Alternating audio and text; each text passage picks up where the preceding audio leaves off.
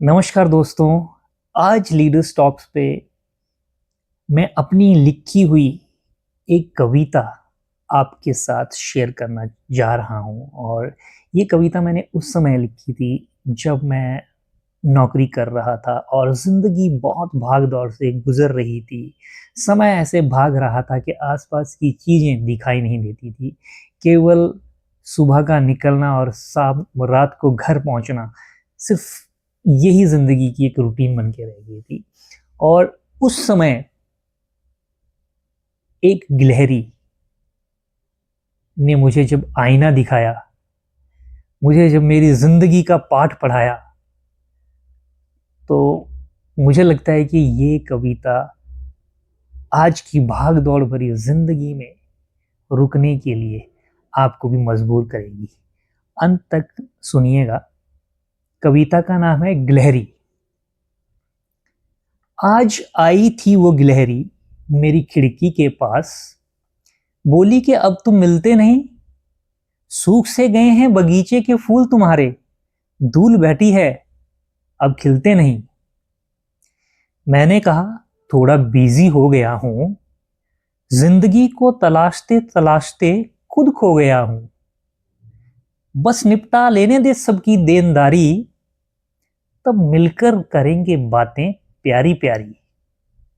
वो बोली सबका लेना देना निपटा तो दोगे, पर इतने में कितने मुझ जैसे खो दोगे।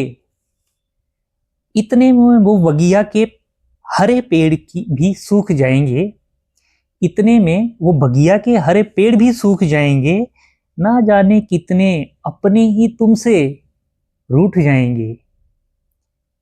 मैंने गिलहरी की बातों पर थोड़ा गौर किया, सालों का हिसाब किताब सब जोड़ लिया। अरे ये सब करते करते तो उम्र बीत जाएगी, फिर ये प्यारी गिलहरी बातें करने कहां से आएगी। आंखें खुली, दिमाग चौंका, अरे ये सब तो बहुत बड़ा है। हमारी महत्वाकांक्षाओं का भूत हमारे अपनों और प्रकृति के बीच में खड़ा है। सपने बड़े, जिम्मेदारियां बड़ी, पर जिंदगी तो छोटी है। वो गिलहरी, वो बगीचा, वो अपने ही तो असली मोती हैं। मैंने गिलहरी से कहा, वाह, जिंदगी का सार आज तुम मुझे सिखा गई। जिंदगी का सार आज तुम मुझे सिखा गई हो, बहुत अच्छा किया जो आईना दिखा गई हो। वो बोली लगता है भावुक हो गए हो, काम पर भी निकलना है, लगता है कहीं खो गए हो। इतना कहकर वो बगीचे के पेड़ पर चढ़ गई।